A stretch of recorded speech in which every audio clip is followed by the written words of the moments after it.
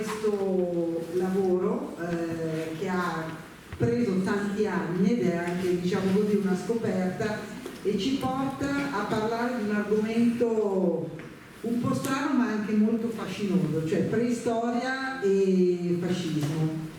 Abbiamo con noi gli autori del libro e direi che lascio subito la parola al professor Sassatelli, che è membro del nostro comitato scientifico, che coordinerà e presenterà i relatori. Lo fa Giulio? Cioè dopo no, c'è una cosa, perché purtroppo vi vedete un po' accaldati e stanchi perché stavano facendo la visita del museo e sono rimasti tutti insieme chiusi nell'ascensore che si è bloccato, per cui insomma abbiate un po' pazienza se saranno un po' agitati nel parlare, e soprattutto grazie appunto per aver anche un attimino aspettato. Abbiamo un po' scorato quei tempi ma li abbiamo fatti riprendere, abbiamo dato un po' di ossigeno. Giulio Paolucci, che è il conservatore e curatore della nostra collezione e della fondazione. Lascio a te la parola. Grazie Giulio, grazie a tutti voi, e mi spiace ancora per l'incidente.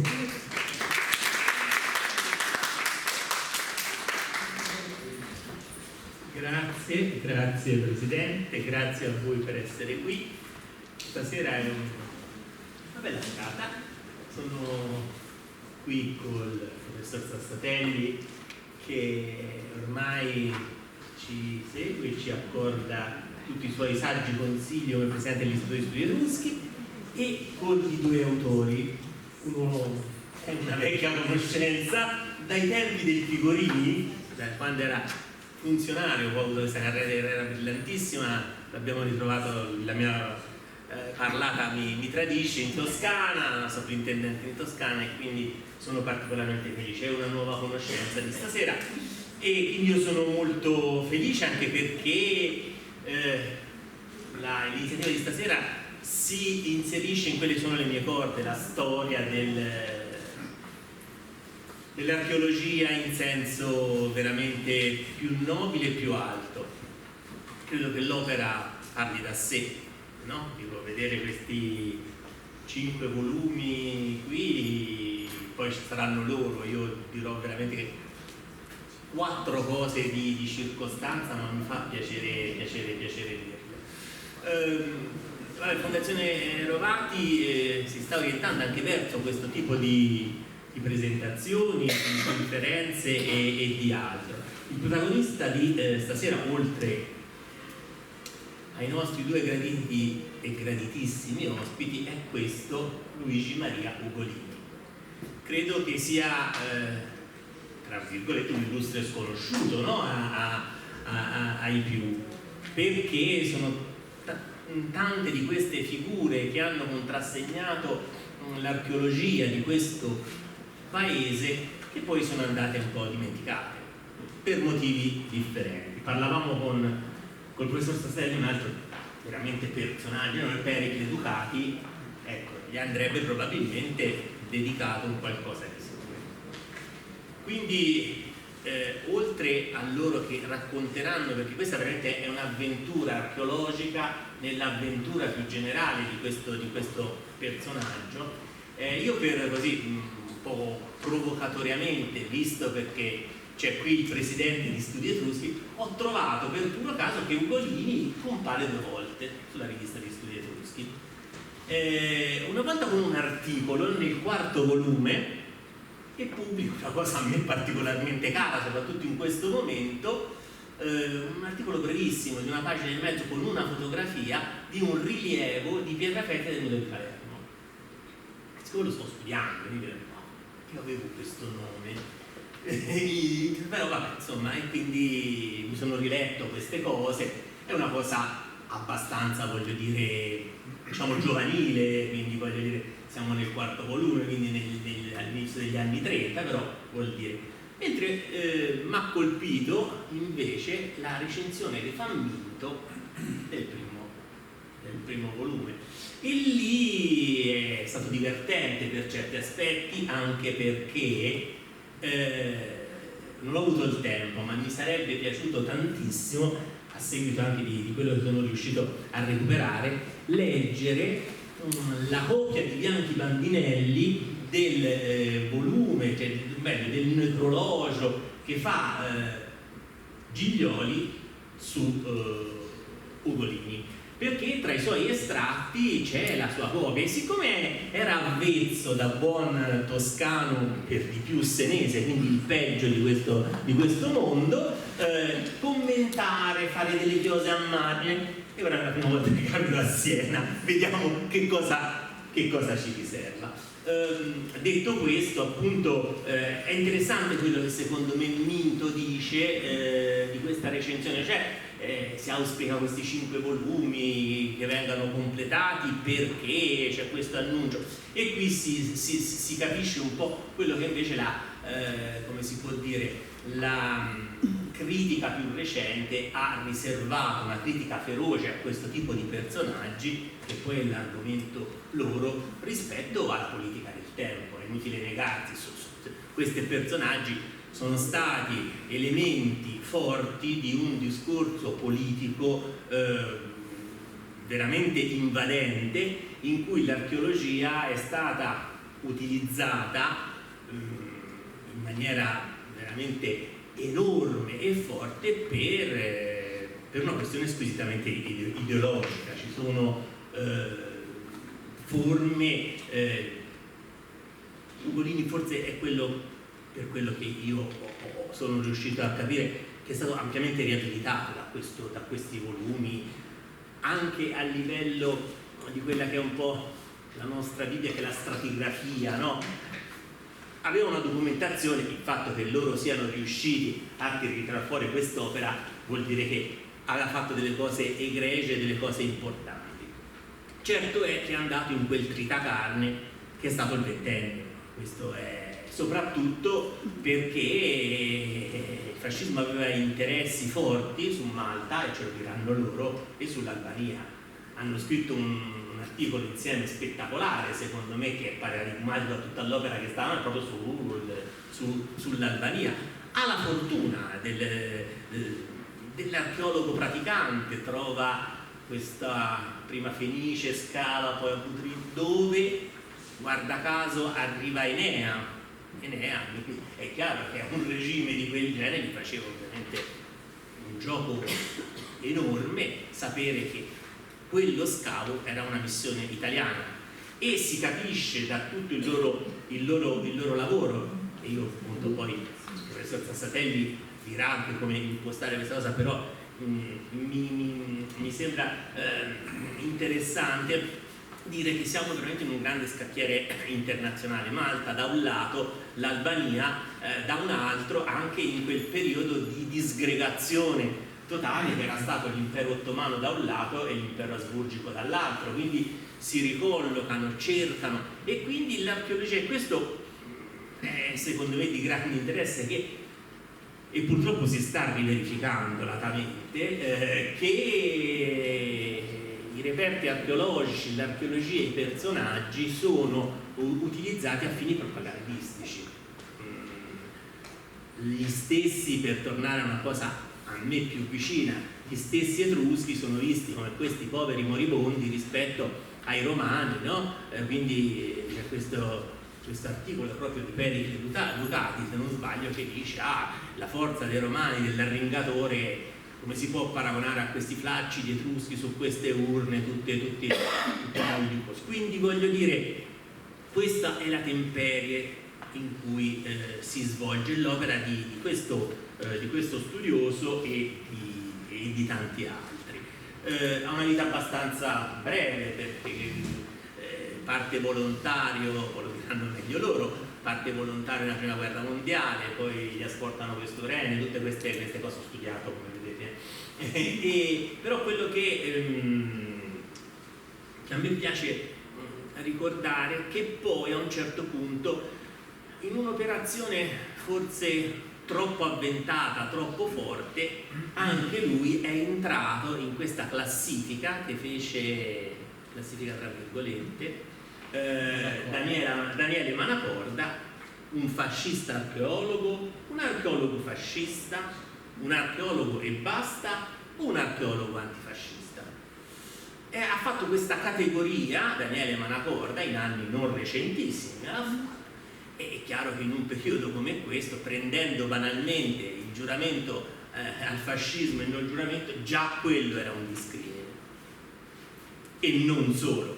La vicinanza poi di Ugolini a personaggi scientifici ma potentissimi, Roberto Pariveni per dirne una, o Giglioli dall'altra, non so se mi è mai capitato di vedere quanto Giglioli è teso, altro che l'ascensore che si è fermato, ma nel viaggio in Italia di Hitler, che lui avrebbe aspirato tantissimo a condurre i due dittatori, a vedere questi monumenti italiani, e invece toccò al più comunista, che poi era comunista, andrebbe rivisto anche questo, perché non si fa un'operazione, era comunista, ma negli ultimi periodi andrebbe comunque a Bianchi Bandinelli. Quindi voglio dire, si innesta in un periodo, in una cosa che questa opera dei nostri due ospiti di stasera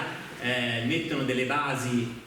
I tomi sono portentosi, ma quello che è più interessante, quello che poi chiudo, che mi piace dire, che nasce da un ritrovamento in archivio di Andrea Pessina, quindi rileggere, quindi utilizzare alla luce delle esperienze di un archeologo, di questi archeologi contemporanei, la preistoria per rileggere Malta, per rileggere quest'isola importante storicamente, ma per quello che ci riguarda strategicamente, no? come veramente salto verso il Mare Nostrum, no? Perché di fatto, e veramente chiudo, le parole di Minto sono eloquenti, studiamo Malta, Ugolini pubblichi gli altri 4 volumi perché ancora di più valorizza il Mare Nostrum. Io vi ringrazio, sono state un po' di considerazioni più provocatorie che altro, perché la storia ce la devono raccontare gli autori, e passo volentierissimo la parola al professor Sassatelli, come ormai è di consuetudine, che ci illustrerà attraverso la sua alta dottrina. Grazie. Allora, buonasera a tutti. Dopo questa introduzione di Giulio, io volevo dire 2 brevissime cose. Il lavoro di questi 2 volumi di Andrea Pessina e di Nicola Svella è un lavoro straordinario, e quindi l'occasione di presentare questi 2 volumi è anche quella di fare una serie di riflessioni che riguardano la ricerca archeologica e i rapporti della ricerca archeologica con la storia degli studi, con un aspetto della storia culturale. Quindi questi 2 volumi rispecchiano molto bene il doppio filone della storia degli studi. Da un lato la possibilità di recuperare elementi di conoscenza, scavi dimenticati, scavi che aggiungono conoscenza, e questo è molto utile. Dall'altro consentono di collocare questa vicenda degli studiosi all'interno della storia della disciplina, quindi all'interno della storia delle idee, all'interno della storia della cultura, all'interno degli eventi storici che accadono, e quindi servono anche per fare una storia più vicina, perché questa archeologia ha delle implicazioni sempre molto, molto strette con queste vicende, sia con la storia delle idee che con gli eventi. E devo dire, in questo caso c'è anche un elemento di novità rispetto un po' alla tradizione che noi abbiamo, cioè archeologia e fascismo significa archeologia e Roma. Tutti siamo ben consapevoli di questo legame, quindi l'utilizzo che il Ventennio ha fatto della città di Roma lo conosciamo meno il rapporto tra quello che è la storia del fascismo e la preistoria, e questa è l'occasione per fare questa riflessione, credo, nuova. Io sono convinto che sarà una bella occasione per confrontarci su questo.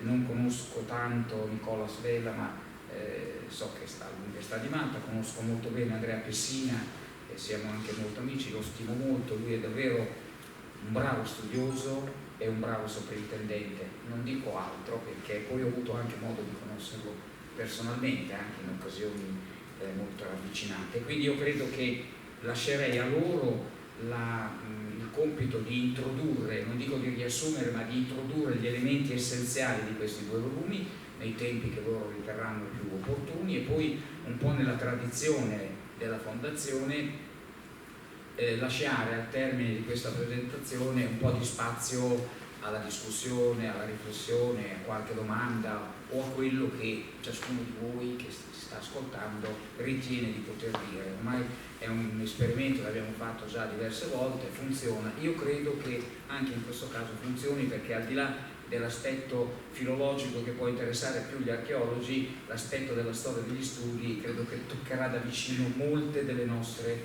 conoscenze. E quindi io vi lascio la parola, non so in che ordine, decidete voi. Prego.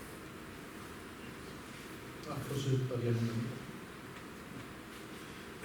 allora, Ceso, buonasera, sono molto lieto di essere qui e di poter parlare su un'avventura ventennale che ho intrapreso con Andrea, un carissimo amico e collega, e con Joe Mizzi, che ci sta facendo le foto per metterli su social media sicuramente, che è l'editore che ha intrapreso questa pazzia più di 20 anni fa ormai, e c'è una ragione per la quale l'ha fatto.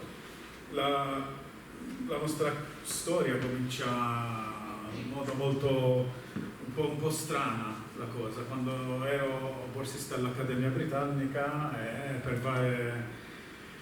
varie cose una persona mi aveva descritto il lavoro di Luigi Ugolini in Albania e mi fece una sfida: perché non cerchi le carte di Luigi Ugolini su Malta, perché mi disse Ugolini aveva intrapreso un lavoro mai compiuto perché è molto giovane.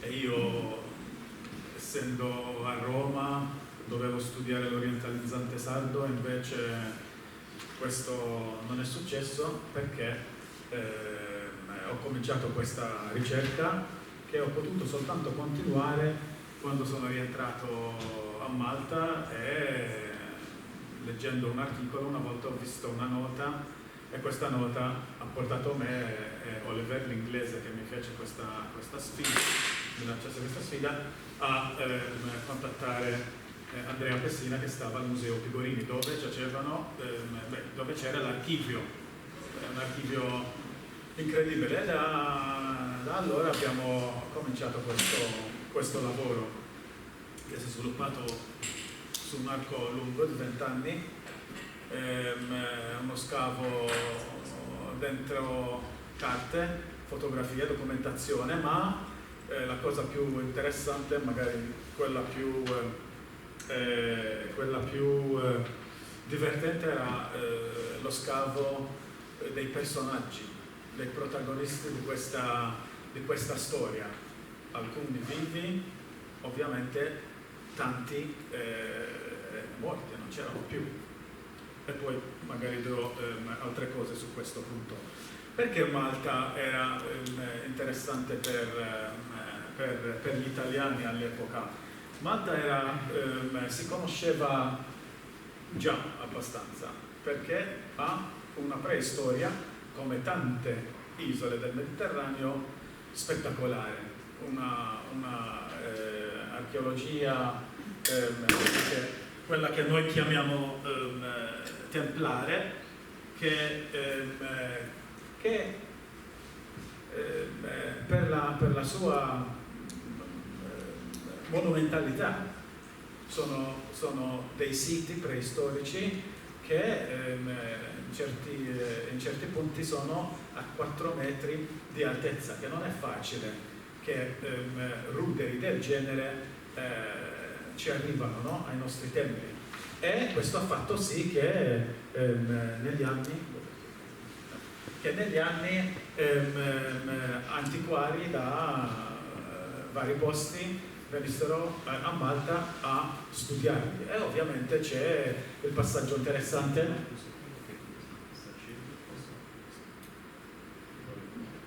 c'è il passaggio interessante da una interpretazione di questi siti come edifici costruiti dai giganti nel 600, anche un po' nel 700, e poi piano piano a quell'interpretazione che questi dovevano essere dei monumenti di età fenicia. E lì, specialmente verso la fine dell'Ottocento, ma anche all'inizio del Novecento, comincia un interesse anche da parte dei maltesi. Malta diventa colonia britannica nel 1800, dopo vari secoli sotto i cavalieri dell'Ordine di San Giovanni, con un'affinità con l'Italia centenaria, se non millenaria, e sotto gli inglesi già c'erano a fine 800 questo interesse da parte di alcuni maltesi di provare a capire quello che si poteva definire come un elemento importante di identità autoctona.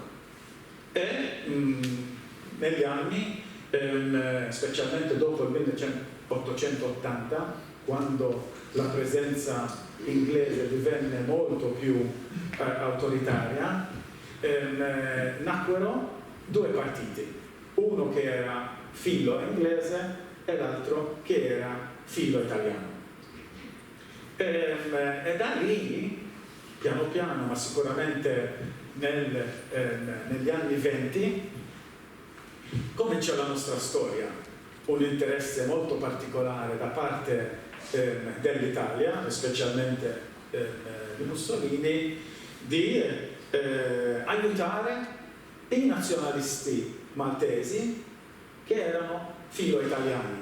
Il nazionalismo maltese è molto strano, perché uno dovrebbe parlare di un nazionalismo che cerca degli ingredienti come la nostra lingua, il maltese, che è unico, e non andare a cercare quello che ci porta vicino all'Italia. Ma così fu. Infatti negli anni 20 e negli anni 30 c'era una guerra in corso.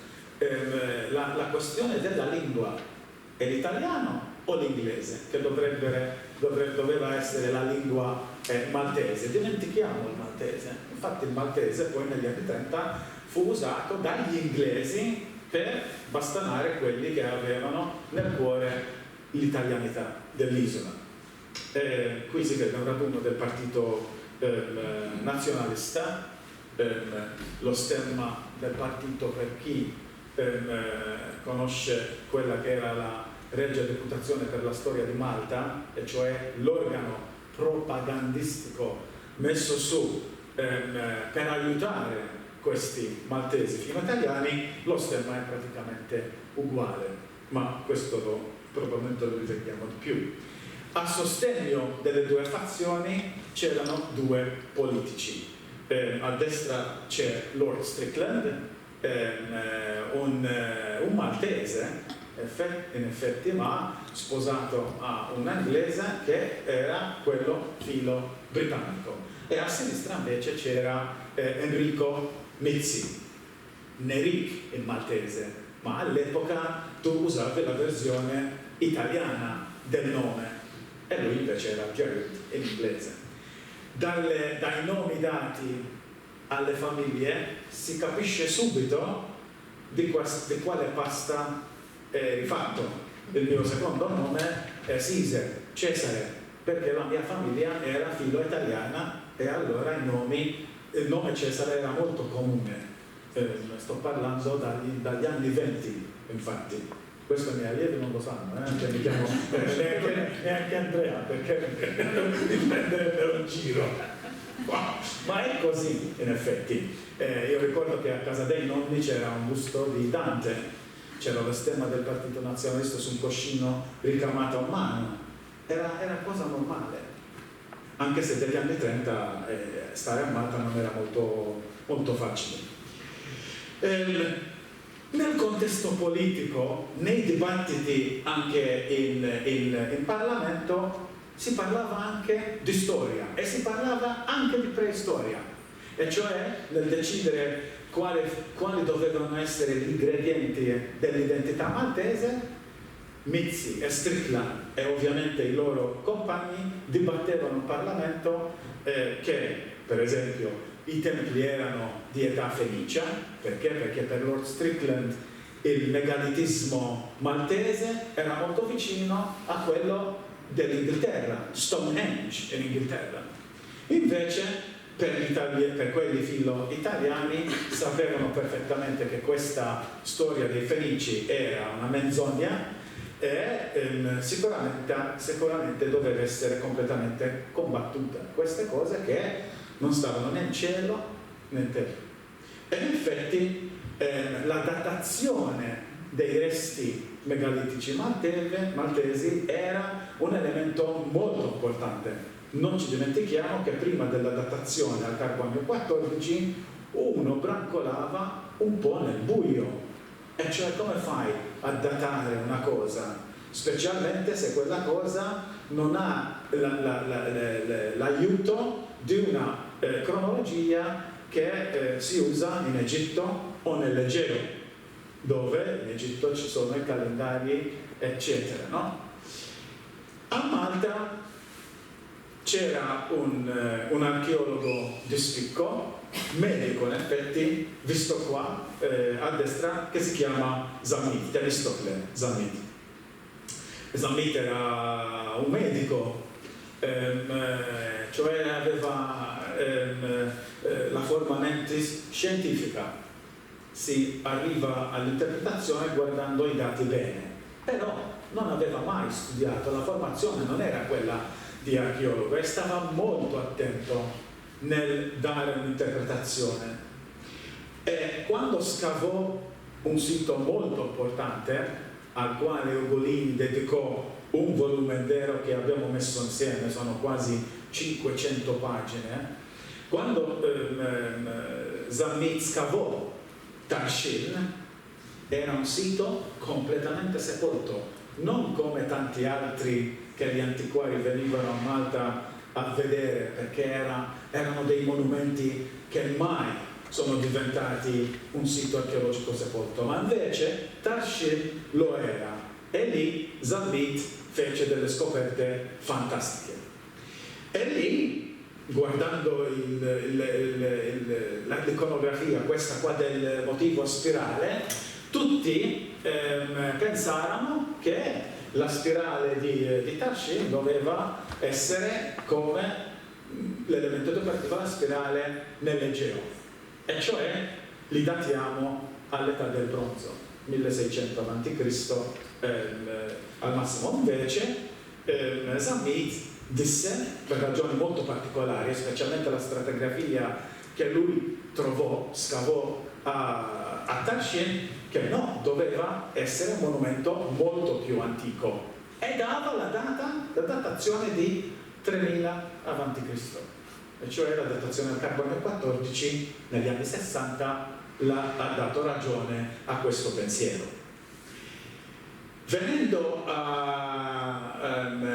Veniamo al nostro protagonista, e do la parola tra poco ad Andrea. Come hanno detto già i colleghi prima, viene a Malta una persona che l'archeologia l'ha studiata e l'ha studiata bene. Un giovane entusiasta che era curioso, aveva una tenacità di andare avanti con il lavoro incredibile. Non so se i giovani di oggi arrivano a fare le cose che ha fatto lui, e è andato a Malta per una ragione molto particolare, e cioè il governo di Mussolini, tramite gerarchi fascisti dell'epoca eccetera, dovevano intervenire direttamente a Malta per far sì che le fandonie, come si diceva, del governo di Strickland dovevano essere messi a tacere. E il modo migliore di farlo è intraprendere un progetto archeologico che va a studiare probabilmente all'inizio gli elementi di una archeologia romana, e cioè usando la romanità in un discorso più ampio quello politico, ma invece a Malta Ugolini trova una preistoria favolosa. E infatti c'è una citazione qui che dice: tremo nell'enunciare la conclusione Malta anteriore a Creta. È ovviamente una datazione antica dei tempi maltesi, andava contro tantissimi lavoro di archeologi inglesi che a Malta erano già presenti da un bel po', specialmente con il lavoro fatto dagli archeologi dell'Accademia Britannica a Roma, che non potendo scavare sul territorio italiano hanno capito che la colonia Malta era molto vicina, e prima il direttore Thomas Ashby andava a scavare sull'isola di San Pantaleo, la famosa isola vicino a Trapani, Mozia, famosa per essere una colonia fenicia.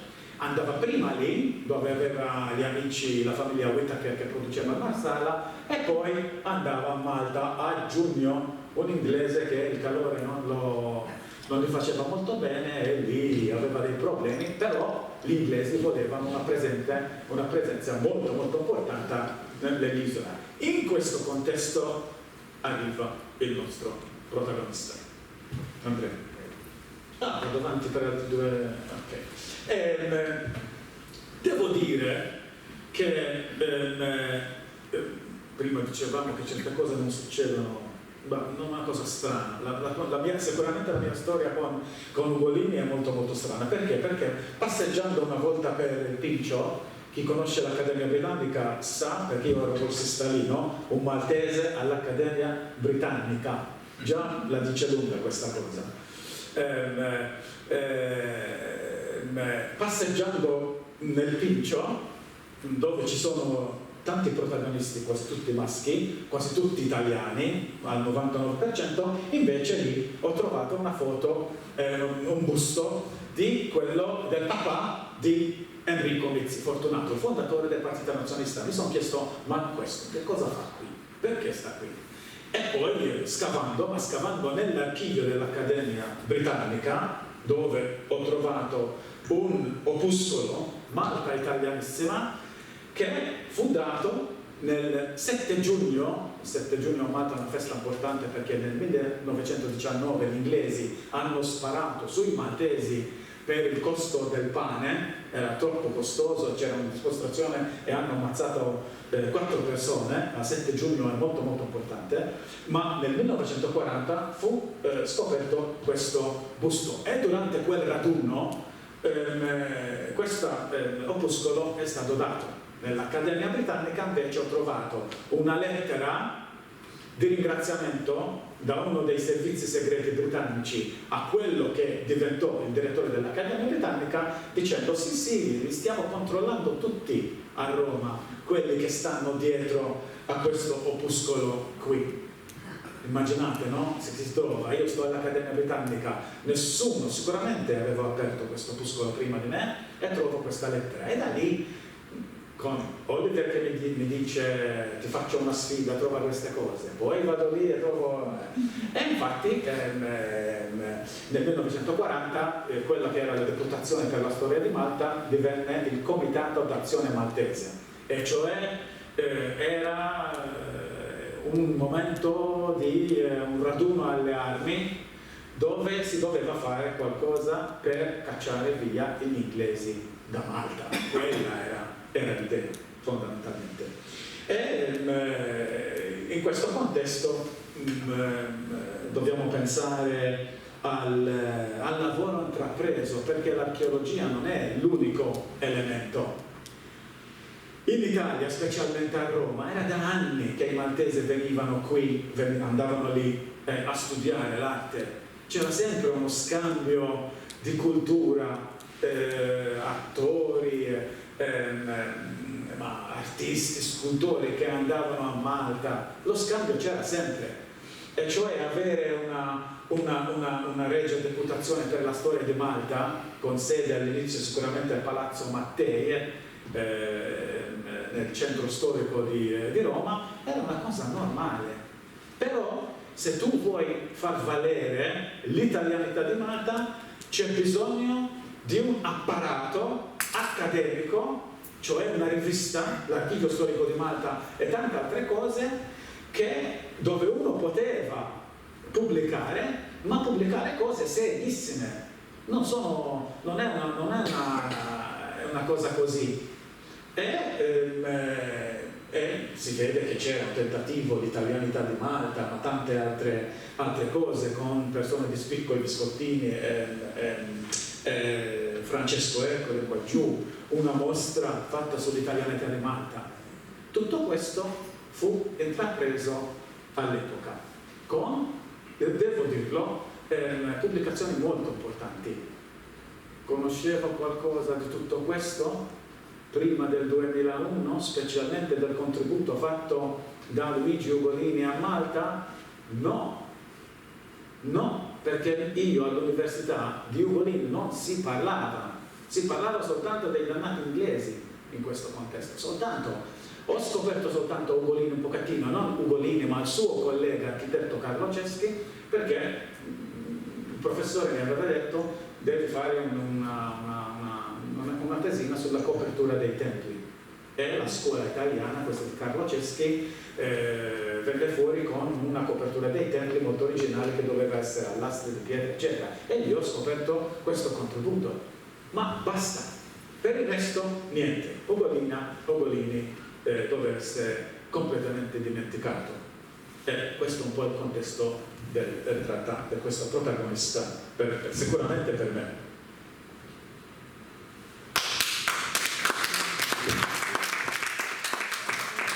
Sentirete Cesare e Nicolas parlare anche più avanti. Allora cominciamo un po' dalla fine in qualche modo, cioè torniamo al nostro protagonista e soprattutto al volume Malta, origine della civiltà mediterranea, che vedete e che comunque è stato dall'editore ristampato, perché in qualche modo nel 1934, per ragioni personali ma soprattutto ragioni politiche, Ugolini brucia i tempi e in qualche modo anticipa quelle che dovevano essere le sue conclusioni scientifiche. Ci sono delle ragioni politiche.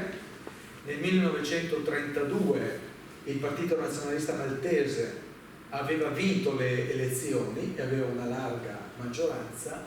Nel 1934 gli inglesi, preoccupati, sciolgono di fatto il governo maltese e fanno un colpo di Stato. Quindi la politica culturale italiana verso Malta viene in questi anni fortemente intensificata. Quindi Ugolini esce con questa monografia, che è un libro bellissimo. Gli inglesi con una certa invidia noteranno la ricchezza di questa pubblicazione, che oltretutto è corredata dalle foto scattate da Ugolini, che era un abilissimo fotografo, come vedremo, e nel pubblicare questo libro egli però annuncia una collana di volumi, Malta Antica, che però non vedrà mai la luce. 2 anni dopo, nel 1936, lui muore e velocemente la sua figura viene completamente dimenticata anche dagli italiani. Ci sono ragioni accademiche, ragioni personali, ragioni, se vogliamo, geopolitiche. A un certo punto scoppia la guerra e, come dire, il gioco tra il gatto e il topo finisce, gli italiani bombardano Malta, insomma, la politica culturale viene messa da parte per imbracciare le armi. È un volume però estremamente interessante, che genera tutta una serie di dibattiti, di critiche, ma anche viene accolto dalla stampa comunque in maniera molto elogiativa, anche perché almeno fino al 1936 il regime si impegna fortemente, ci sono decine di recensioni che compaiono in Italia ma anche nelle principali riviste europee, e invece però di tutto il resto si perde traccia finché appunto nel 2000 per caso veramente non ritroviamo questo archivio maltese di cui nessuno sapeva più l'esistenza. C'era stato un cenno nel 1967 in una pubblicazione, però devo dire la verità, all'inizio pensavamo di aver semplicemente trovato le bozze del volume del 34. Piano piano con Nick abbiamo cominciato questo lavoro enorme, anche un po' compulsivo, di mettere insieme le carte, e ci siamo accorti che in realtà dei volumi di Malta antica avevamo la possibilità di mettere insieme almeno 3 volumi, quello di Tarshin, il complesso templare scavato da Zemit, praticamente completo, gli altri invece a un livello diverso. E da lì, se vogliamo, ci siamo tuffati dentro questo personaggio con un lavoro che non ha riguardato solo l'edizione dell'archivio che si trovava al Museo Picorini, ma un lavoro a tappeto che ci ha portato via 20 anni, perché in realtà questo lungo tempo che ci è voluto anche per impegni nostri è servito, a mio avviso è stato molto prezioso, perché è servito a far decantare questo materiale e nel frattempo a farne emergere anche altro di nuovo. È stata una continua scoperta che continua ancora ai giorni nostri. Continuamente escono manoscritti, carte che hanno una qualche relazione per una vicenda che è lontana nel tempo, ma vi assicuro non è poi così lontana, cioè veramente ancora oggi in qualche modo ci riguarda. Allora, piano piano dagli archivi, soprattutto da altri archivi, abbiamo capito meglio chi era Ugolini. In modo particolare, preziosissima è stata la corrispondenza con Giulio Quirino Giglioli, che l'amico Paolucci ha ricordato, l'archeologo più importante, se vogliamo, del regime fascista, famoso per la mostra augustea della romanità, ma anche era all'interno della Società Dante Alighieri, della Società Geografica Italiana, era un uomo che veramente, insieme con Roberto Baribeni, già ricordato, ha avuto un ruolo fondamentale, ma anche abbiamo scoperto il ruolo che hanno avuto anche studiosi di altissima levatura come Paolo Orsi, che rimanendo in Sicilia si era tenuto lontano, se vogliamo, dagli scenari politici, oppure invece Pericle Ducati, già ricordato, che è stato il relatore della tesi di Golini. Insomma, i filo italiani scrivono a Roma e dicono: per favore mandate qualcuno.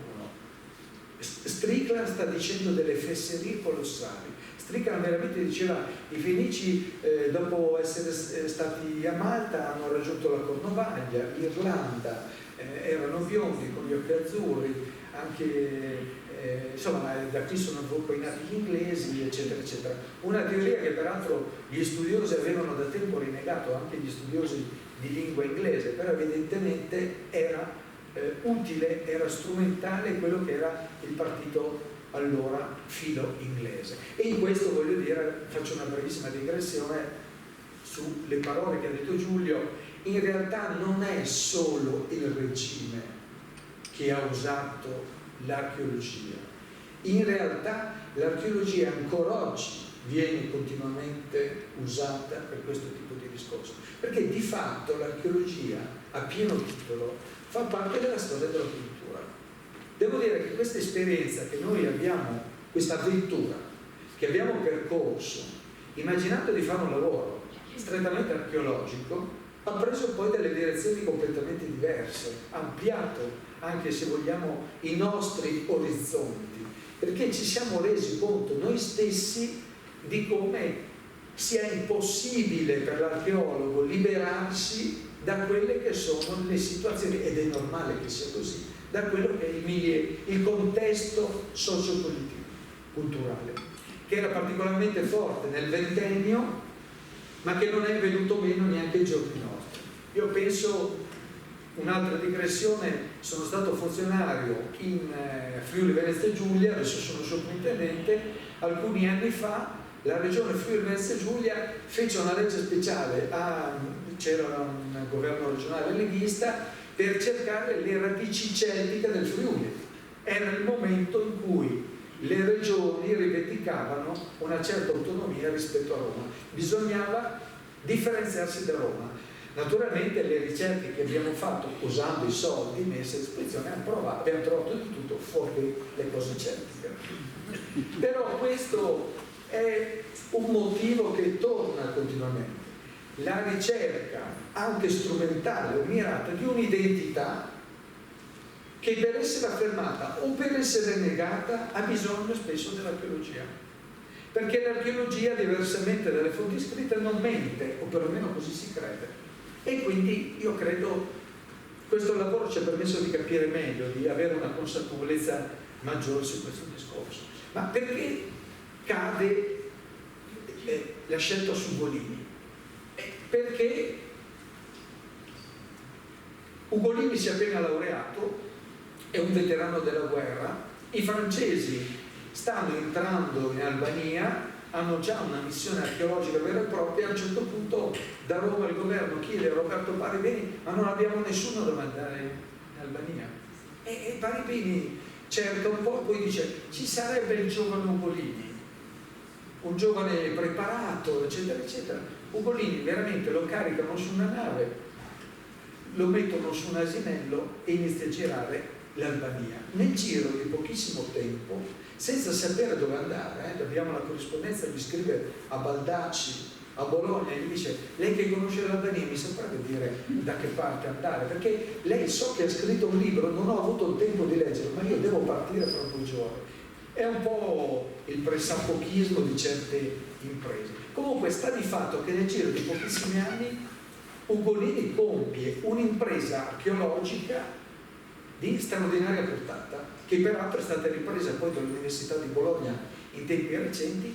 Scopre un numero incredibile di città di cui si ignorava l'esistenza, arriva a Butrinto, l'antica Butrotu, è stato già ricordato. Butrinto faceva parte della narrazione virgiliana, no? Del viaggio di Enea, e subito capiscono che le rovine di Butrinto possono servire a legare l'Albania con Roma. Roma poi da lì a poco chiaramente invaderà di fatto l'Albania, ma insomma viene costruito questo discorso.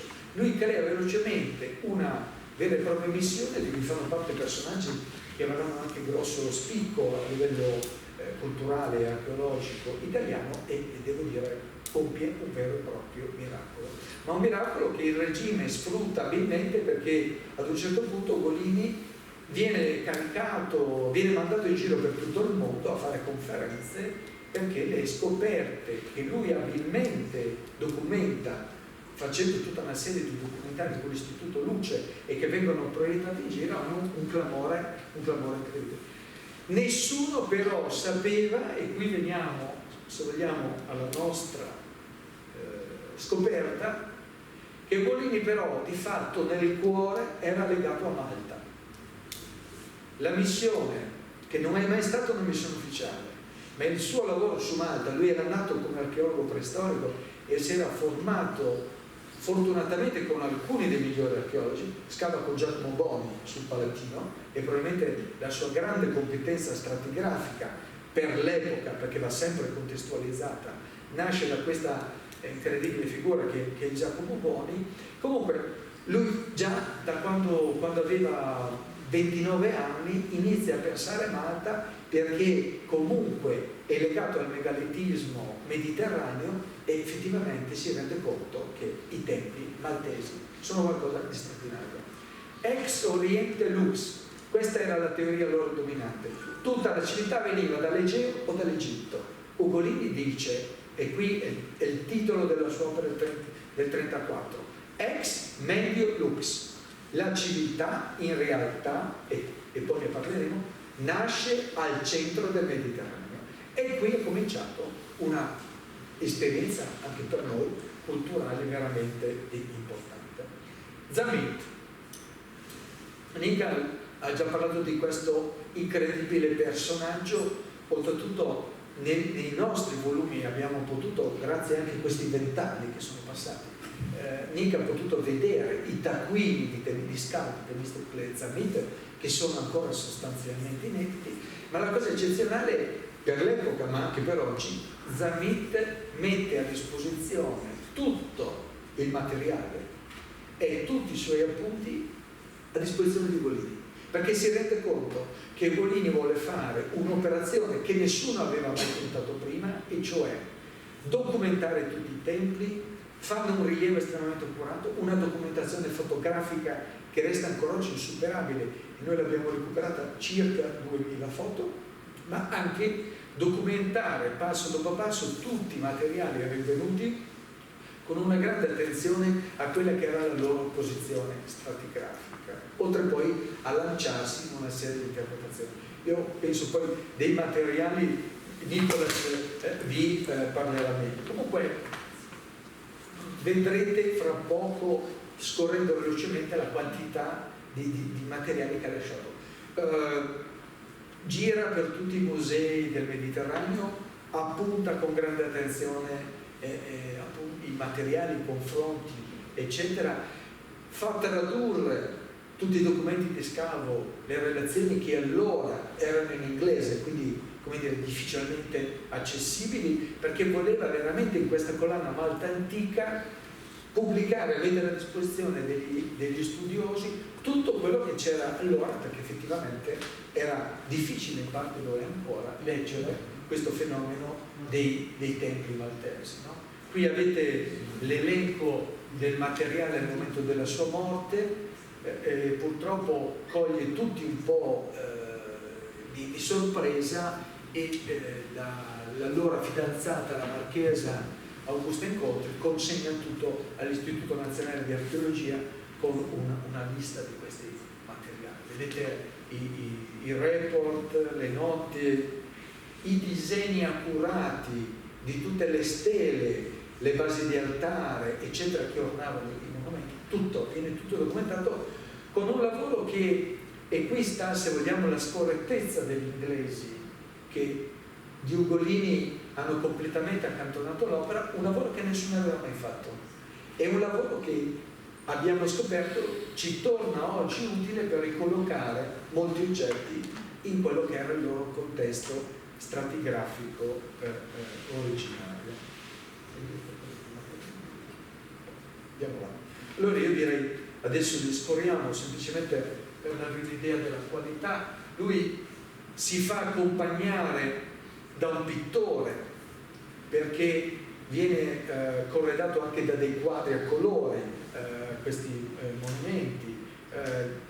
Nel 1934 fa venire l'architetto Carlo Ceschi, perché una delle questioni insolute è se questi templi erano coperti oppure no, e Ceschi, e lo dice espressamente Ceschi, Ugolini mi fece venire perché non voleva un architetto che si occupava di stratigrafia, voleva un architetto puro che si occupava dei problemi delle spinte e delle reali possibilità di ricostruire l'architettura.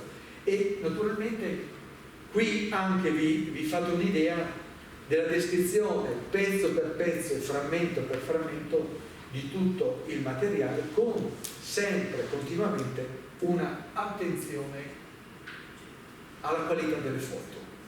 Abbiamo spesso dello stesso monumento, dello stesso particolare, più scatti, utilizza secondo una tradizione un po' ottocentesca le figure umane come scale, no? In qualche modo c'è sempre anche questa presenza umana anche in questi templi, e noi abbiamo potuto veramente trovare. Ci sono poi, soprattutto nelle foto utilizzate per l'edizione del 34, una attenzione estremamente attenta poi agli interventi sulle tavole fotografiche, con veramente una perizia incredibile. La Dormiente di Malta,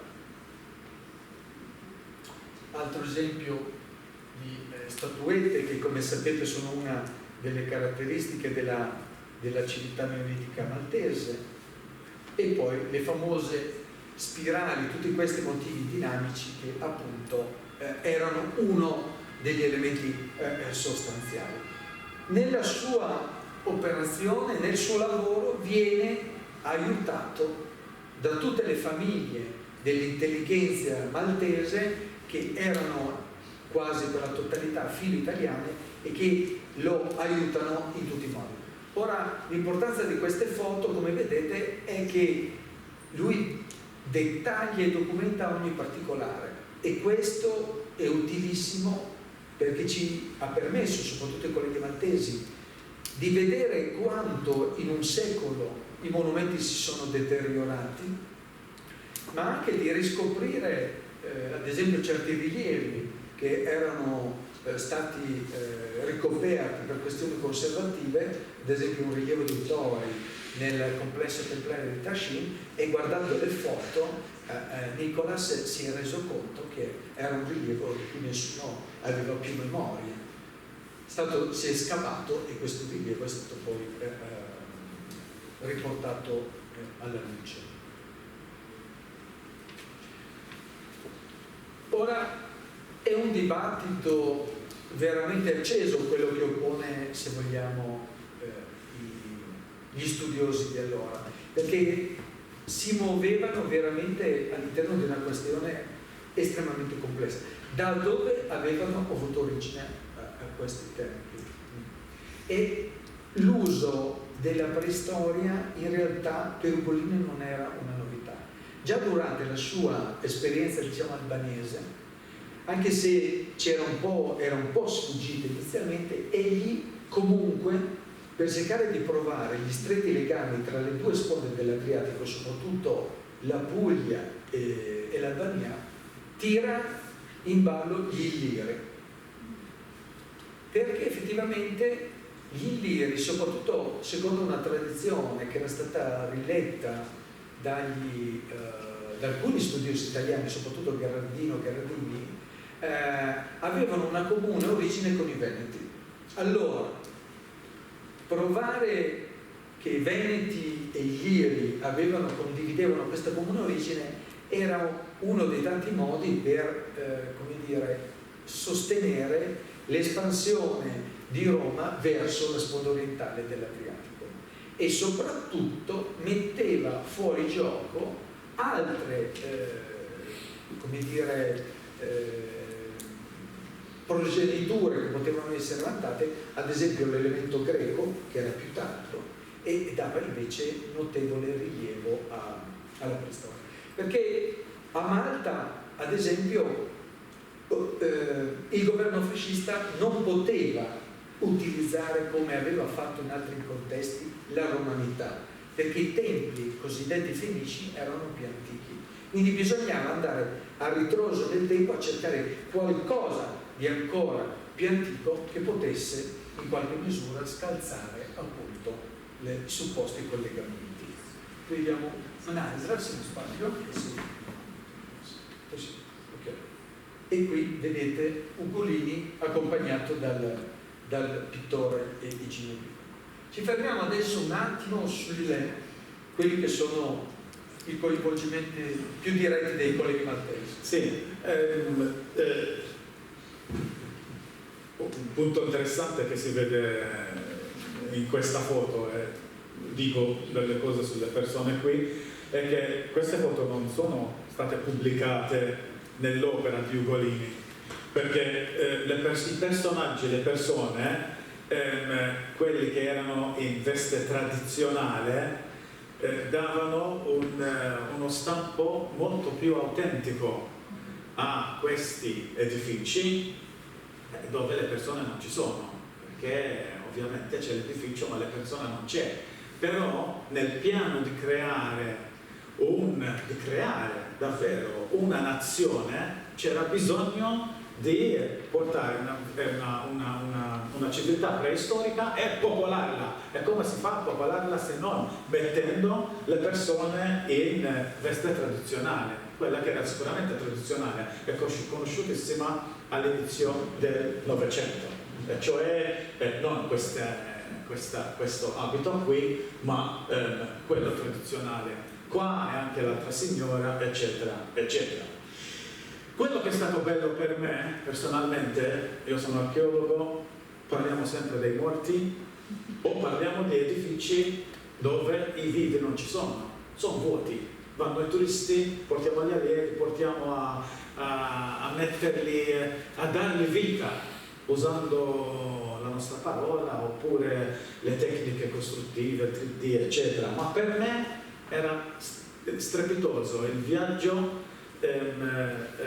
intrapreso e conoscendo i vivi. Per esempio, una volta stavo in una casa di un architetto a Slima, sul muro, prima di tutto, mi ha portato questo architetto La Ferla una copia del libro di Ugolini del 34, ancora nella scatola originale di cartone, eccetera, eccetera. Poi sul muro c'era questa foto e mi fa: ah, quello sono io. Quello sono io. Perché era giovane, non si ricorda, ma suo babbo lo ha portato in giro per Malta quando il papà aiutava Luigi Ugolini. Mi fa: io ho problemi con l'ente nazionale dei musei, non ti faccio fare una foto della lettera, una lettera importantissima mandata da Ugolini nel 1935 da una casa di cura a Piazza del Gesù a Roma, dove c'aveva la sonda per i problemi ai reni, eccetera, eccetera. Mi fa: non ti faccio fotografare questa lettera, infatti non l'ho fotocopiata, però la puoi copiare, e ho dovuto stare lì a copiare questa lettera, e quello era il gioco al quale io sono sempre stato. Però la cosa bella era che ritornando dall'Accademia Britannica nel 99 ho incontrato una mia collega, di quella che era una collega al corso di archeologia, Radmili si chiama, e mi fa: ah sì, Ugolini lo conosciamo molto bene noi a casa. E io ho detto: ma come mai? Perché la prozia ha una copia del libro sull'Albania antica firmata con la dedica da Ugolini, e poi mi ha portato le foto, anche questa qui che vediamo. E poi venne la cosa shock, ed è ancora viva, 92 anni, una mente lucidissima. E gli ho detto: ma la posso incontrare? E lei mi fa: ah, glielo chiedo, e la risposta venne subito no. La zia Alberta non ti vuole vedere perché non vuole parlare delle vicende degli anni 30, anche perché sappiamo perfettamente che quelli che erano filo italiani all'epoca, appena cominciata la guerra, c'erano stati dei problemi con molte persone. Furono internati, alcuni a Malta, alcuni in Uganda, in Africa. Il problema era grosso, ma anche Enrico Mezzi, ma molte persone di spicco che facevano parte delle persone che aiutarono Ugolini. Per dirla breve, gli ho detto: ma per favore, ti scongiuro, devi farmela incontrare. Infatti l'ho incontrata, ed era un momento fantastico per me, e questo era il bello di questa parte, facendo l'amicizia di Andrea, che per me è stata una cosa bellissima nella mia vita, e dobbiamo provare a mandarla avanti. Non so come, ma sicuramente andrà avanti, perché ho imparato molto da lui. Da Gio, ovviamente, che era cresciuto in una famiglia filo-italiana, e quando gli ho menzionato Ugolini: ah sì, Ugolini, lo so, perché suo babbo, che è il padre del libro maltese, il papà di Gio ha creato una casa editrice per pubblicare libri in maltese, cioè una missione incredibile, e Gio sta camminando continuando nelle orme del papà.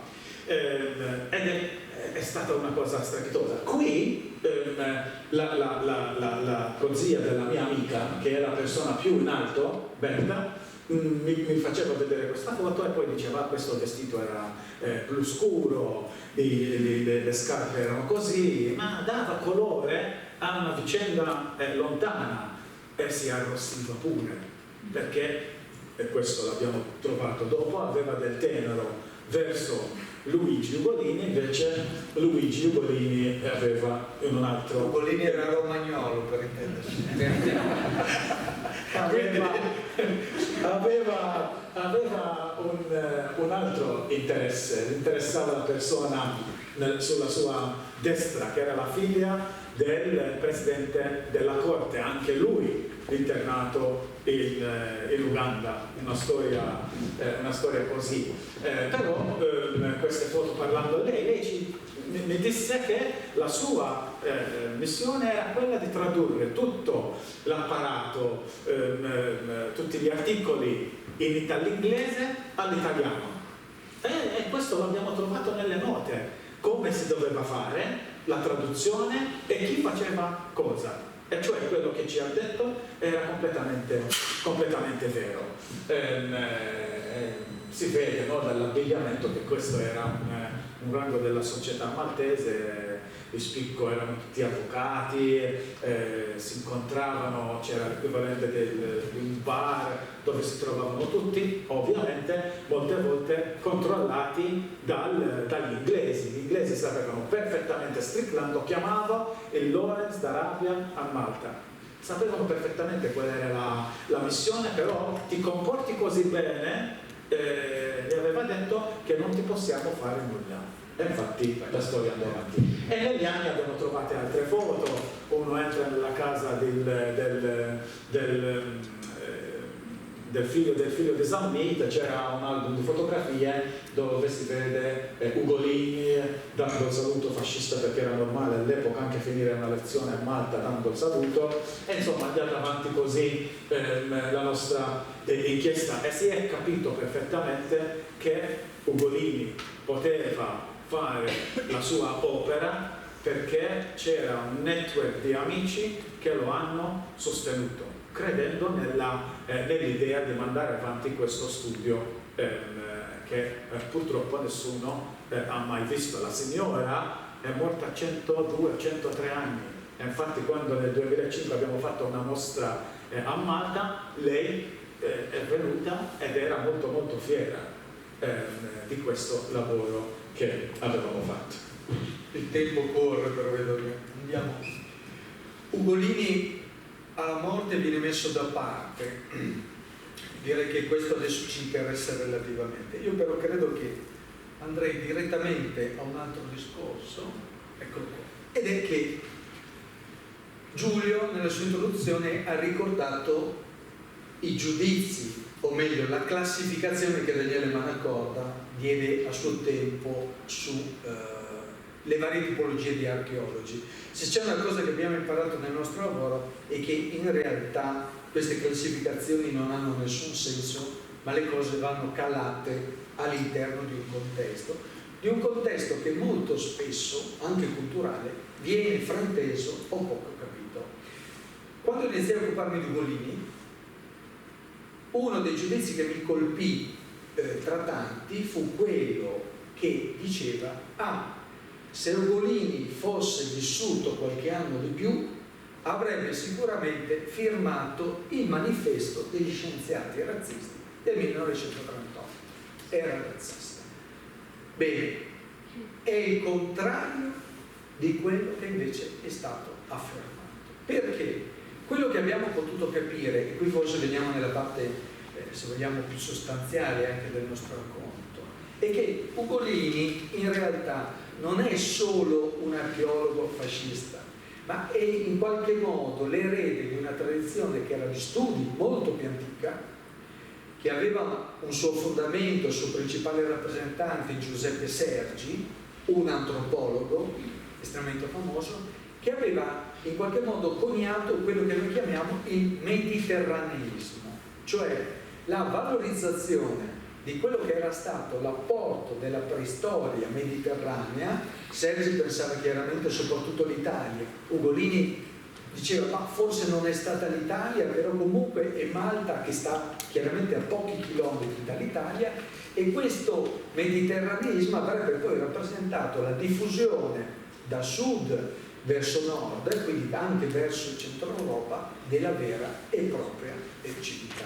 Quindi non l'adesione, come qualcuno aveva detto, a quelle che allora erano le teorie imperanti, cioè quelle della discesa degli ariani dal nord, ma in realtà il contrario.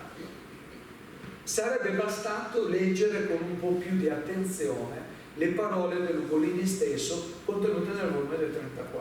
No? Lui disse: il nostro vecchio ma ancor sano mondo mediterraneo salì ai più elevati apogei di civiltà non per le trasfusioni di sangue settentrionale o per gli influssi della civiltà orientale, ex oriente lux, ma in virtù delle potenti e feconde energie congenite della razza mediterranea. Il mare che fu nostro per i romani lo era stato già molto prima per le genti che abitavano le feconde terre bagnate dai suoi frutti. Quindi la preistoria in qualche modo anticipava, no, quello che era stato il Mare Nostrum romano. Già nella preistoria si potevano trovare le tracce di quella che sarebbe poi stata la grandezza dell'impero romano, ma soprattutto la preistoria, così come anche la stessa archeologia romana, provavano che era dall'incontro tra le genti, dalla mescolanza e soprattutto dal livello di civiltà che nascevano poi certi esempi, certe esperienze, quali era stato poi l'impero romano. È sufficiente leggere alcune pagine anche di dichiarazioni rilasciate dallo stesso Mussolini in quegli anni per capire questa cosa. Mussolini nel 1934, quindi quando esce il lavoro di Ugolini, all'inaugurazione della Fiera del Levante a Bari dice: proviamo una certa pietà verso quei popoli nordici che non sapevano ancora scrivere quando da noi fioriva la civiltà romana e che pretendono di aver portato nel Mediterraneo la città. L'allusione è chiara, non parla dei tedeschi, però si riferisce chiaramente a questo. E l'abbiamo potuto peraltro ancora più documentare guardando la corrispondenza, perché è venuto fuori che in effetti Ugolini, studente, subito dopo la laurea viene mandato in Germania per alcuni mesi e lì entra in contatto con le teorie della discesa dal nord dei popoli ariani, e lui scrive al suo mentore Giulio Quirino Genioli dicendo: guarda, non oso dirlo al professor Albert che l'aveva mandato come borsista, ma qui i tedeschi sono veramente zocconi, le donne ancora, ma gli uomini non ci capiscono niente. E poi questa storia della discesa degli ariani, io veramente un giorno penso che gli farò vedere che non è andata così. Quindi è veramente qualcosa del genere.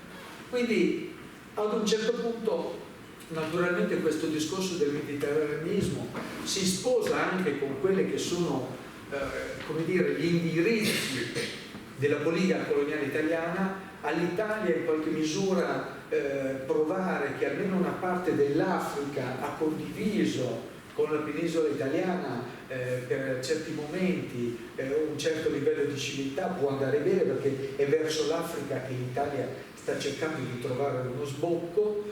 Naturalmente poi dopo il 1938 prende un'altra direzione, però dovete anche sapere che è poco noto, ma già alla fine del 1938 si pensa di riscrivere il manifesto degli scienziati razzisti, perché in realtà il mondo accademico, il mondo scientifico italiano non è d'accordo, e chiaramente anche il mondo cattolico non condivide minimamente questa cosa, ma poi il precipitare degli eventi della guerra del 1940 mettono da parte tutte queste cose. Però è il figlio stesso di Sergi che lavora a questo nuovo manifesto, e ad un certo punto nasce anche un'idea pazza di Ugolini, che purtroppo non ha potuto compiere perché scompare, come dicevamo, a 40 anni, ed è quello di andare in Africa, di organizzare una missione archeologica in Africa. Perché? Perché il grande cruccio era: ma questi templi che sono così perfetti, che corrispondono chiaramente, giustamente è stato detto, è la prima architettura nel vero senso della parola, possibile che non abbiano avuto una fase come dire di germinazione, no? Di sperimentazione? Sull'isola non si trovava niente di tutto questo, nel resto del bacino del Mediterraneo neanche. Lui gira, va in Corsica, va in Sardegna, va alle Baleari, va a Pantelleria, eccetera, e dice: allora forse devo andare nell'unica terra che è ancora incognita, cioè in Africa settentrionale. E in quegli anni, proprio in quel periodo, iniziano a giungere i primi relazioni delle missioni italiane che parlano di un Sahara che era allora desertico, ma che invece in passato, grazie alla scoperta delle pitture rupestri e delle altre manifestazioni d'arte, rivelava essere stata terra feconda, molto felice. E lui incontra ad una conferenza a Roma l'esploratore tedesco Frobenius, che gli dice: ma guardi che io nel Sahara ho trovato appunto le tracce di questa civiltà scomparsa, e ci sono anche le tracce di come dire, un inizio del megalitismo. E quindi lui si attrezza, inizia a cercare i fondi per organizzare una missione che purtroppo non avrà mai seguito, perché appunto lui muore. Qui vedete la cartina che Frobenius gli disegna velocemente dicendogli vada qua. E adesso vediamo un po' invece qual è l'esito, se vogliamo, la damnazio memorie che Ugolini subisce soprattutto a causa dell'inglese. L'ultima slide questa. Sì, la cosa curiosa è che un lavoro del genere gli inglesi l'hanno intrapreso e completato negli anni 50, 60, e la pubblicazione di un volume, di una monografia chiamata A Survey of the Prehistoric Antiquities, cioè un survey delle antichità preistoriche di Malta. È stata pubblicata nel 1971. Ovviamente uno dice: ma perché è stata intrapresa una cosa del genere quando una era stata quasi completata?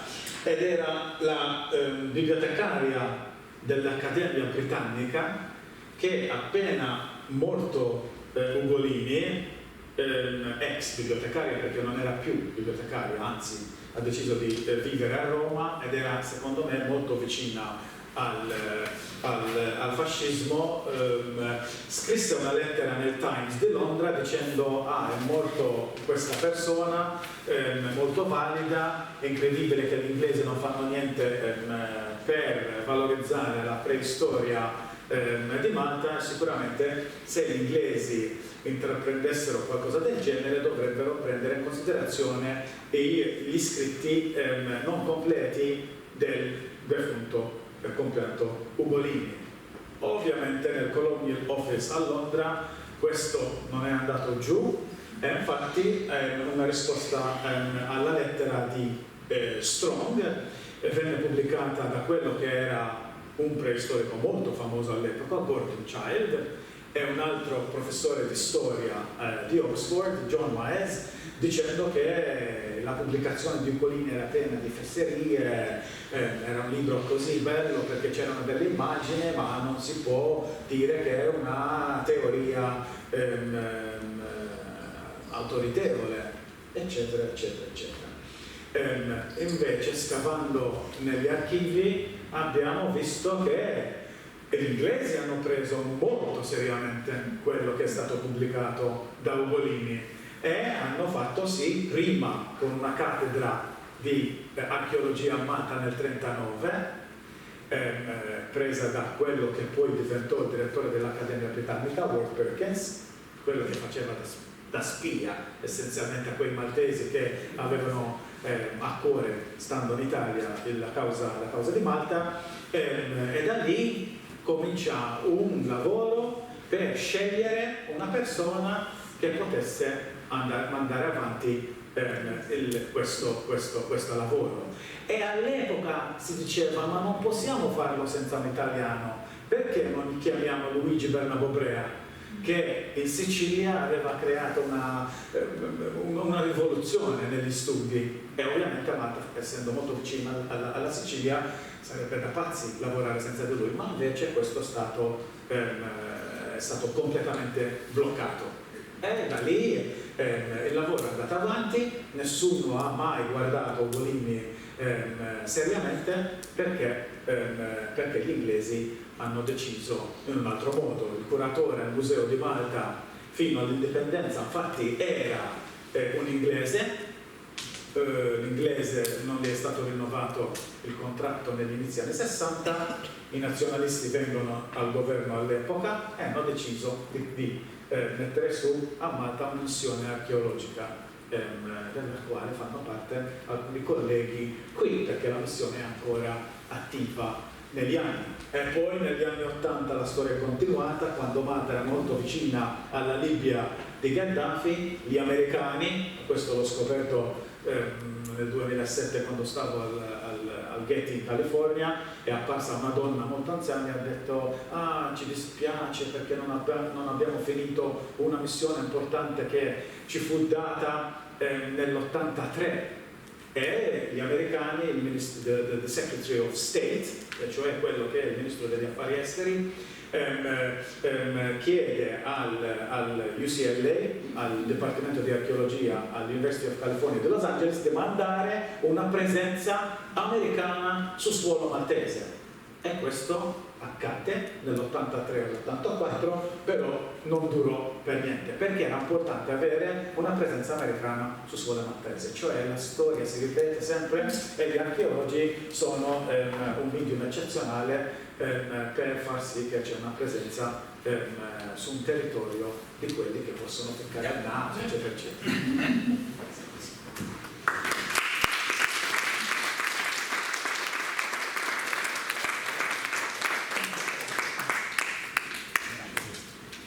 Grazie, devo dire una bellissima affresco che avete fatto di questa situazione sconosciuta.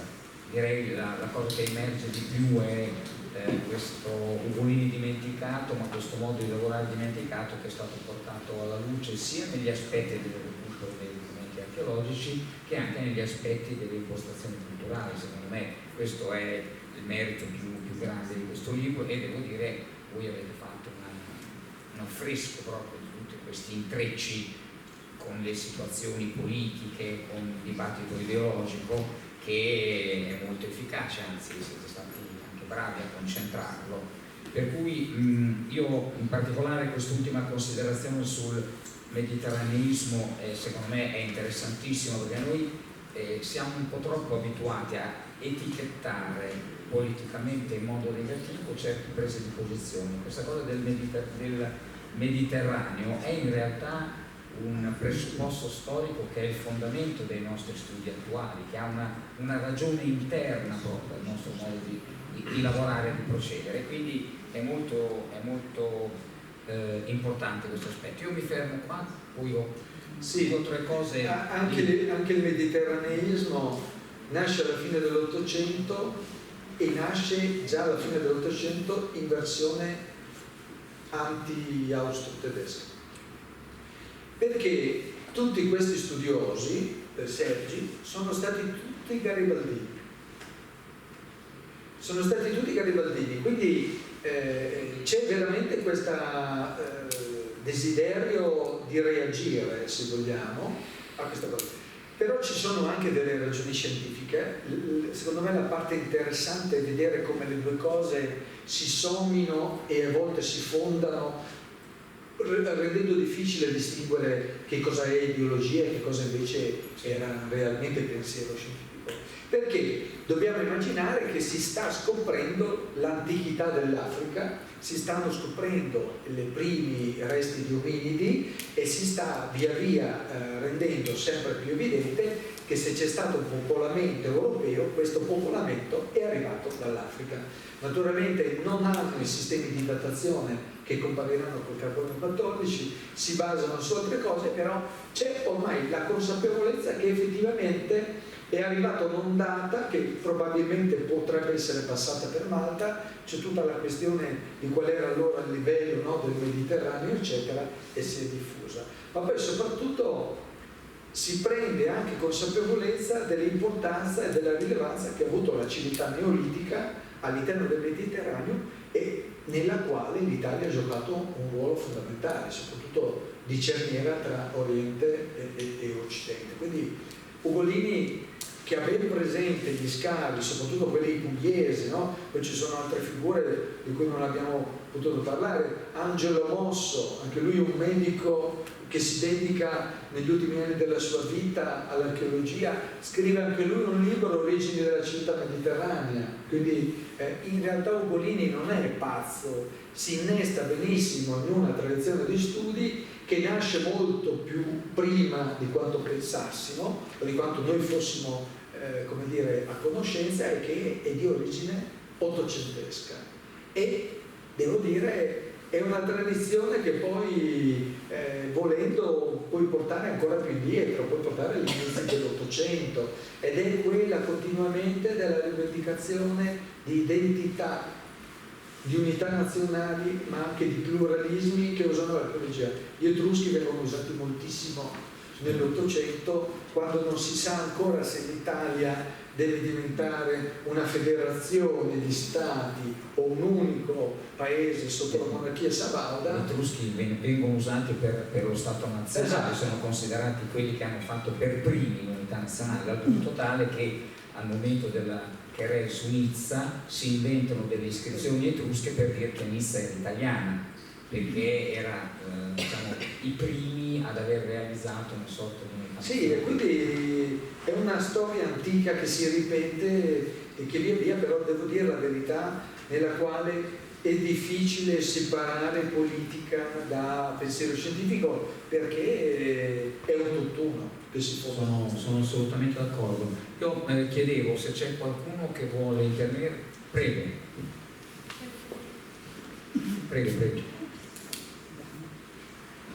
Grazie.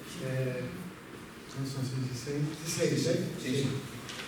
Io sono Paolo Biscottini, non sono un archeologo, sono uno storico dell'arte. E intervengo soltanto perché è corso il nome Biscottini in questa bellissima, io vi ringrazio per questa, il complimento per quest'opera meravigliosa che certamente viene a colmare una grande lacuna che è la conoscenza dello studio di questo grande archeologo. Però mi interessa molto intervenire perché io voglio spiegare perché il mio nome, il nome della mia famiglia corre all'interno di queste storie.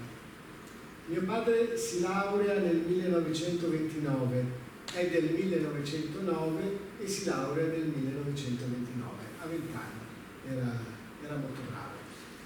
E nel 1930 vince il concorso per diventare responsabile, un dirigente del Ministero della Pubblica Istruzione e viene assegnato alle cosiddette belle arti e si trova a lavorare in una stanza insieme a Giulio Carlo Argan e Cesare Brandi. Il fratello di mio padre, che si chiama Umberto, che è più vecchio di lui perché è del 1901, è invece con un incarico più importante al Ministero degli Esteri. Umberto Biscottini gira tutto il mondo e fonda quelli che poi vengono chiamati gli istituti di cultura italiana, che esistono ancora e sono tuttora dei punti di riferimento importantissimi. Mio padre si dedica tantissimo al suo lavoro di tenace sostenitore dell'arte italiana. I suoi amici sono gli artisti con cui lui lavora. Erano fascisti? Certamente che sì, ma lo erano anche Giulio Carlo Argan, Cesare Brandi, Ugolini e tutti gli altri che avete nominato voi. Alla caduta del fascismo, il giorno dopo Giulio Carlo Argan e Cesare Brandi, tanto per parlare di due che erano nella stessa stanza, si iscrivono al PC. Mio padre non lo fa, non si iscrive da nessuna parte e viene epurato. Mio zio viene epurato. Mio padre vincerà la libera docenza che aveva già preso, ma gli era stata tolta con l'epurazione, riprenderà la libera docenza all'inizio degli anni 50 e vive il periodo intermedio in una maniera molto molto difficile e molto pericolosa. Ugolini alla fine è morto prima, ma si sarebbe anche lui iscritto al PC, come hanno fatto quasi tutti gli uomini della cultura italiana, oppure sarebbe rimasto come altri, pochissimi, in una zona d'ombra in cui hanno vissuto senza dover dedicarsi ad altro, nel caso di mio padre che ai suoi studi, nel caso di Umberto a scrivere, a continuare a scrivere. Ecco, voglio dire, ho voluto ricordare questo perché il tema del rapporto fra la cultura, il fascismo e il dopo-fascismo è un tema che ci tocca ancora oggi moltissimo ed è un tema che in Italia non è stato affrontato nella maniera giusta, coraggiosa e doverosa. Rendendo omaggio a Ugolini, mi sembra che si renda omaggio a tanti altri personaggi della cultura di quel tempo. Grazie. Sì, oltretutto ricorda, dunque noi non l'abbiamo citato prima, ma merita di essere ricordato visto che è scomparso, Marcello Barbanera, che è stato un po' l'iniziatore di chi si è dedicato alla storia dell'archeologia, anche con delle letture politiche eccetera, e che ha recensito per primo i nostri volumi con un articolo apparso su Sole 24 Ore. Citava l'altra faccia della medaglia che però porta alle stesse conclusioni, no? Barbanera citava alcune dichiarazioni di Ranuccio Bianchi Martinelli, e cioè diceva: allora erano tutti fascisti gli uomini di cultura, con pochissime eccezioni, e diceva nel 44 credo fosse questa affermazione, andare adesso a questionare se qualcuno lo era per convinzione personale o qualcuno lo era per diciamo inclinazione di carattere o perché voleva fare carriera, mi pare veramente una questione gesuitica. Cioè lui diceva, aveva il coraggio ancora una volta di affermare quello che molti non volevano riconoscere, e che cioè il mondo della cultura, soprattutto il mondo dell'antichistica, aveva visto nel fascismo un'occasione, ma anche perché abilmente il fascismo a questi studi aveva dato una grande importanza, con anche una certa disponibilità di mezzi. C'è un libro controcorrente che probabilmente conosci, Archeologia del regime di Bracco, dove sono elencati tutti gli scavi che vengono fatti nel periodo, le importanti scoperte, eccetera, eccetera, e ti permette, come dire, di cogliere quello che potevano essere anche alcuni degli aspetti positivi di questo momento. Alla fine quello che è importante è riuscire a calarli nel giusto contesto culturale, e forse questo quello che abbiamo imparato da questo lavoro che io e Nicolas devo dire abbiamo fatto sempre, e abbiamo un po' anche sperimentato quello che anche personalmente, quello che diceva il professor Biscottini. Sono comunque temi delicati dei quali non è facile parlare, solo il fatto di occuparsi di questa cosa ci ha attirato anche delle critiche a nostro avviso giuste, del tutto ideologiche. Però. Prego, ci sono altre. Prego. Buonasera, grazie per questa bellissima presentazione. Non sono un'archeologa, anche se ho contato. Noi siamo tolleranti come archeologi. Grazie, quindi sarò precisa nel mio brevissimo eloquio. D'accordissimo con il dottore che ha citato Siena, la mia antipatia per averci studiato 4 anni con Carandini, Guarelli, Moreschini ed altri, condivido la sua simpaticissima avversione, tra virgolette. Purtroppo sono dolorosamente d'accordo con il professor Biscottini, perché è ancora così, ma una dimostrazione del genere, la scienza per la scienza, può andare oltre. Un canopo è un canopo, un bucchero è un bucchero, come una rosa è una rosa. Non si può andare molto oltre nella strumentalizzazione di fatti, di ricerche scientifiche, perché gli Etruschi sono quelli, la lingua via via più dal mistero degli Etruschi all'etruscheria siamo arrivati che oggi è tutto tradotto, era tradotto all'epoca mia, quando ho studiato a Siena nel 72 con la Moreschini, linguistica, con Cristofani, che purtroppo è deceduto, era allievo di Pallottino. Quindi secondo me è proprio la prova provata, questa vostra opera che considero meravigliosa. Io sono interessata al secondo volume perché sono appassionata del tempo della Dea Dormiente, sempre a livello dilettantistico, ripeto. E quindi vorrei dire che se ce ne fossero tantissime altre di opere del genere, il doloroso discorso che ha fatto il professore viene meno, perché poi la scienza parla per se stesso. Quando Galileo ha detto agli scienziati ma guardate dentro al binocolo, lì potevano essere di destra, di sinistra, negazionisti o no, per non parlare. Però c'è qualcuno che si rifiuta di guardare dentro il binocolo. Esatto.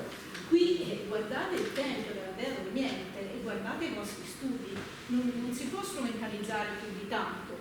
Quindi rimane la scienza come per me fonte di luce, ex scienza lux oltre che oriente. Grazie, buonasera. Grazie. Ci sono altre. Sì, io credo che però una cosa che ci ha insegnato questo lavoro è che alla fine anche inconsapevolmente ci sono i dati raccolti con metodi sempre più scientifici, perché in questo senso l'archeologia è avanti, però poi quando noi creiamo quella che è una narrazione storica, inevitabilmente siamo influenzati da questo contesto. Allora secondo me non lo si deve mai dimenticare questa cosa qua, perché alla fine il taglio della lettura, anche dei dati che se possono sembrare i più scientifici possibili, pende da una parte o dall'altra a seconda di quello che uno no, adesso non ci sono le ideologie politiche, ma c'è l'archeologia post-processuale, c'è poi la new archaeology, ce n'è mille altre, insomma. Io almeno una cosa, no, mi sono segnato un sacco di cose, almeno una la vorrei fare. A me la cosa che ha impressionato di più nello scorrere questi volumi è che all'interno, diciamo, del mondo archeologico non c'è un pensiero unico, ma c'è un vero dibattito. Faccio un esempio, un dibattito anche organizzativo, quando me lo sono segnato, quando il Duce vuole nominare Ugolini con un decreto speciale, Paribeni dice no, questo non si può fare perché la regola dice che, ma al di là di questo, anche nel dibattito mediterraneo nord ci sono posizioni diverse. Ducati e Ugolini, che pure Ducati era il maestro di Ugolini, la pensano diversamente e discutono, tant'è vero che Ugolini dice mi sento un po' imbarazzato ad andare, quindi c'è una varietà di posizioni. Ma al di là di questo, la cosa che mi ha impressionato di più è che questa varietà di posizioni, ne hai fatto un cenno un po' adesso, è proprio il manifesto degli scienziati razzisti. Io qui mi ero preso un appunto che diceva: le popolazioni dell'Italia attuale è di origine ariana e abita da diversi millenni la nostra penisola, ben poco rimane delle genti pre-ariane. Su questo interviene Giovanni Gentile in modo durissimo e dice: i fattori spirituali, culturali, storici sono più decisivi dei fattori naturali ed etnici, e dall'interno di questo gruppo parte l'idea di riscrivere questo manifesto. E secondo me questo, noi siamo un po' abituati a pensare a un pensiero unico, accondiscendente, che in qualche modo accetta tutto quello che viene. In realtà anche all'interno di questo c'è una riflessione che poi si scontra con tutta la teoria pigoriniana di quelli che vengono da nord, quindi c'è un intreccio ancora più forte tra politica e archeologia, ma soprattutto non c'è un pensiero unico, c'è un pensiero assolutamente sì. Devo dire che la cosa ancora più stupefacente, anche in senso negativo, è l'importanza della microstoria. Noi ne abbiamo parlato spesso in questi anni io in classe, che ridà importanza alla singola lettera, alla corrispondenza o altre cose che in altri tempi uno avrebbe detto mamma mia che noia, ma cosa ti metti a leggere questa lettera? Trovi spesso la chiave per interpretare cose che apparentemente... Dietro questa sfaccettatura e dietro anche la damnazio memoria nei confronti di Ugolini c'è spesso del livore personale, non c'è niente di scientifico, ci sono lotte per il potere. Ugolini aveva fatto una carriera fulminea e questo agli stessi archeologi del regime non andava. Ecco, Paribeni che interviene. Paribeni interviene, però devo dire anche questa nota riabilita la figura di Paribeni. Voi dovete sapere che Roberto Paribeni, direttore generale dell'archeologia del tempo e direttore di quelle che erano le missioni, va contro Mussolini. Va contro Mussolini. E il suo direttore Mussolini dice no, quello stia zitto, va troppo avanti. Esatto. Perché Paribeni a un certo punto dice tutto va bene, ma questo è troppo. C'era una norma di legge che diceva che alle personalità di altissimo valore scientifico eccetera eccetera poteva essere dato un posto nell'apparato statale della tutela senza concorso. Il Ministero degli Esteri dice bene, piazziamo Ugolini, e Paribeni, che pure era uno degli archeologi del regime, no, dice no signore, mi dispiace ma questo non si fa. E come ricordava adesso il professor Sassatelli, il capo di gabinetto del ministro gli scrive gli ordini del capo non si discutono, però alla fine l'ha spuntata Paribeni, l'ha bloccato per un paio d'anni. Hanno fatto una legge ad hoc. Hanno dovuto fare un'altra legge, non hanno potuto usare quella legge lì, hanno dovuto fare una legge per sistemare Ugolini. Prego. Buonasera, sono Claudia Perassi dell'Università Cattolica e membro della missione archeologica italiana Malta.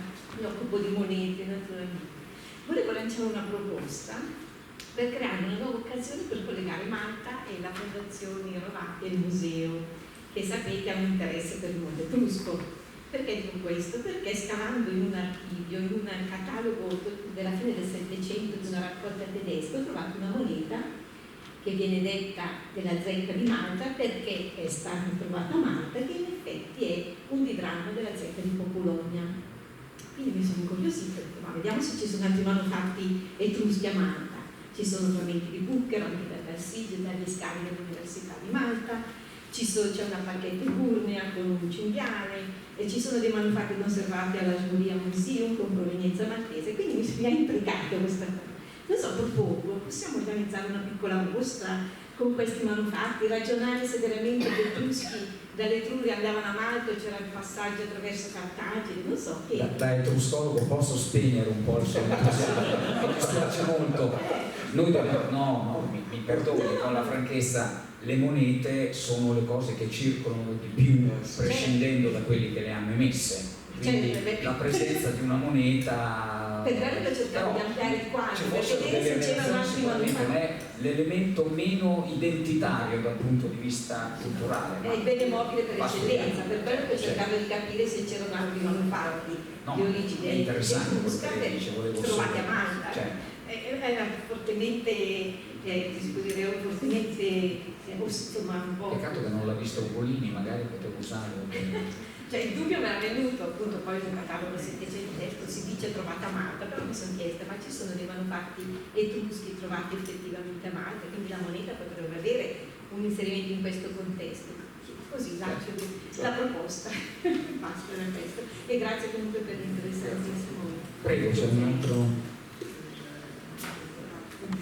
Una domanda a Nicostello, Tessino.